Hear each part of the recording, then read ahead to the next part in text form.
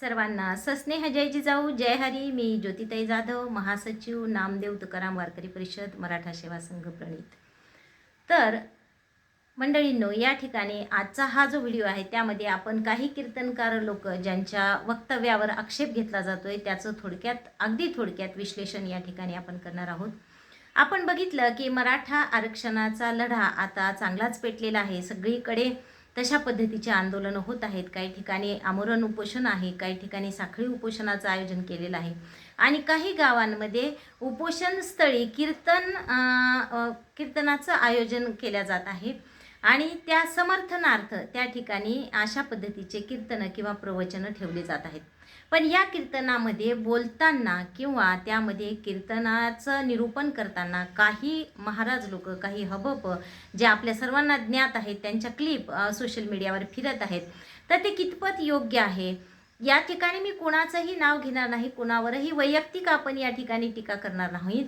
पण जर तुम्ही स्वतःला हबप म्हणवता, जर तुम्ही स्वतःला प्रबोधनकार म्हणवता, तर तुमची ही जबाबदारी आहे की बोलताना आपण किती काळजीपूर्वक बोललं पाहिजे. एक महाराज म्हणतात की मी खानदानी पाटील आहे, आम्ही खानदानी पाटील आहोत, आम्हाला आरक्षण कशासाठी पाहिजे आणि हे शिक्षणात असं आणि हे नोकरीत तसं, पण मी खानदानी पाटील आहे हे बोलणं किंवा आम्ही खानदानी पाटील आहोत हे बोलणं अत्यंत चुकीचं आहे. तुम्हाला सांगते, आत्तापर्यंत बरेच अशा काही लोकांच्या केवळ वक्तव्यामुळे मराठा समाजाचं अतोनात नुकसान झालेलं आहे.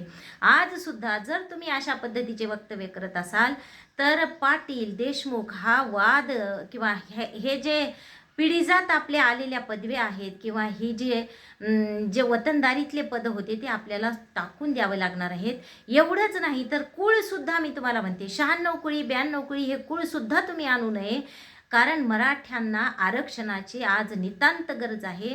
आणि जर तुम्ही असं म्हणत असाल की आम्ही खानदानी पाटील आहोत किंवा आम्ही देशमुख आहोत, तर याने त्या ठिकाणी फार मोठा अडथळा निर्माण होऊ शकतो. आपण स्वतः या ठिकाणी कुठल्याही कुळाचा, कुठल्याही पाटीलकीचा, कुठल्याही देशमुखीचा तोरा न मिरवता आम्ही सर्व मराठी कुणबी आहोत आणि कुणबी प्रमाणपत्र कशा पद्धतीने आपल्या त्या नोंदींमधून आपल्याला मिळवता येईल याकडे आपलं लक्ष असलं पाहिजे. मग अशा ठिकाणी जो लढा म्हणजे जे कीर्तन मराठा आरक्षणाच्या समर्थनार्थ त्या ठिकाणी आयोजित केलं गेलेलं आहे, अशा ठिकाणी तुम्ही उभे राहून आणि जाहीर कार्यक्रमात तुम्ही म्हणता की आम्ही खानदानी पाटील आहोत, तर हे बोलताना आपण थोडा विचार केला पाहिजे. कारण जे 1.5 कोटी लोक आंतरवालीमध्ये आले होते ते सुद्धा खानदानीच होते महाराज, एवढं आपण समजून घेतलं पाहिजे. बरं, महिला कीर्तनकार सुद्धा त्यामध्ये मागे नाहीत. एक महिला कीर्तनकार आहेत, त्यांचा व्हिडिओ व्हायरल झाला की आम्ही 2 किलो रुपयाच्या तांदळासाठी आरक्षण मागत नाही आहोत. ताई, जरा बारकाईने विचार करा.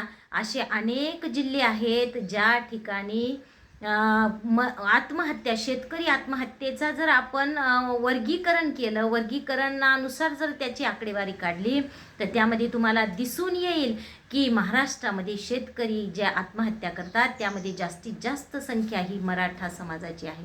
म्हणजे स्वतःच्या लेकरा बाळांना ते पोसू शकत नाहीत, ते स्वतः जीवन जगू शकत नाहीत, तेव्हाच ते आत्महत्येसारखं टोकाचं पाऊल उचलत आहेत. पण तुम्ही स्वतः 30-30 हजार रुपये मानधन घेणारे कीर्तनकार, तुम्हाला काय माहीत आहे की तळागाळातल्या मराठ्यांचे काय हाल आहेत. त्यामुळे 2 रुपये किलोवाला तांदूळ मराठा विकत आणत नाही हा समज आहे तुमचा. 2 रुपये किलोवाले तांदूळसुद्धा आज मराठ्यांना मिळत नाहीत, याची जाणीव असू द्या. त्यानंतर एक महिला कीर्तनकार आहेत, त्या म्हणतात की घोड्याच्या शर्यतीत आम्हाला आरक्षण कशासाठी पाहिजे, तर घोड्याच्या शर्यतीत गाढवं पुढं चाललेले आहेत. अरे, तुम्ही नारदाच्या गादीवर उभे आहात. तुकोबाराय म्हणतात, कुण्याही जीवाचा न घडू मत्सर, वर्म सर्वेश्वर पूजनाचे. कोणत्याच जीवाचा मत्सर तुम्ही करायचा नाही आहे. कोणाला म्हणताय तुम्ही घोडे, कोणाला म्हणताय गधे. मग हे जे वक्तव्य आहेत यातून समाजामध्ये तेढ निर्माण होऊ शकतं. आज आपण पाहिलंय की मराठा आणि काही समाजांमध्ये वितुष्ट निर्माण करण्याचे काही लोकांचे प्रयत्न चालू आहेत.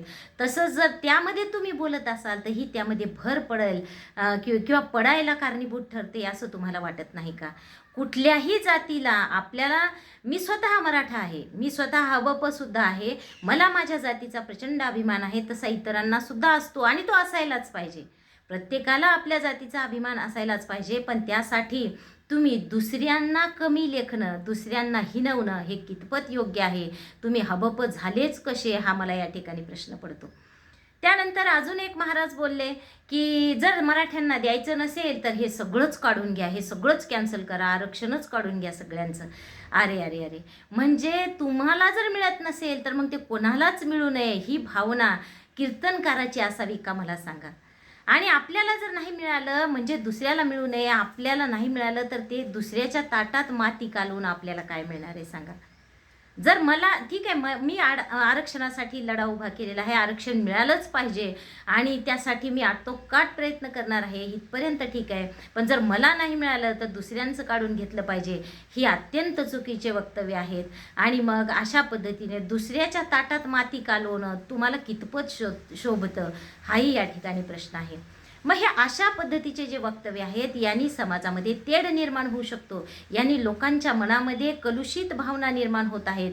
मग मराठ्यांविषयी सुद्धा जसं आज तुम्ही पहा ना, जरांगे पाटील सर्वांसाठी लढतोय ना तो माणूस, बिना अन्न पाण्याचं 7-7 दिवस राहिलाय ना तो माणूस, उपोषण 21 दिवस त्या व्यक्तीने केलेलं आहे.